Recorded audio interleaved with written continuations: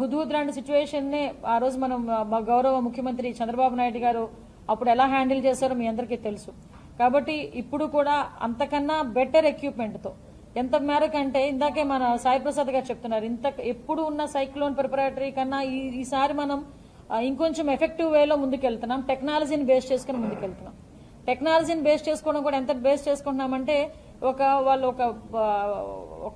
వాళ్ళకి tabular form కూడా ఇచ్చి ఆన్లైన్ లో ఎక్కడైనా ఏమైనా ఇబ్బంది అయితే ఏ డిపార్ట్మెంట్ లో ఇబ్బంది అయినా కూడా అక్కడ టేబులర్ ఫామ్ లో కనుక మాకు ఇన్ఫార్మ్ చేస్తే ఇమీడియట్ గా ఇక్కడ డిజాస్టర్ మేనేజ్మెంట్ ఆఫీస్ కి కూడా అది చేరే పరిస్థితి. అదేవిధంగా శాటిలైట్ ఫోన్స్ ఇంతకు ముందు చాలా తక్కువగా ఉండేవి. Satellite phones high frequency phones దగ్గర నుంచి శాటిలైట్ ఫోన్స్ వరకు ఎక్కడైనా ఇమీడియట్ గా వాళ్ళకి సిగ్నల్స్ లేక వాళ్ళు ఎవరైనా ఇబ్బంది పడితే కనుక విత్ శాటిలైట్ ఫోన్స్ ముందే అక్కడ డిప్లాయ్ చేస్తాం.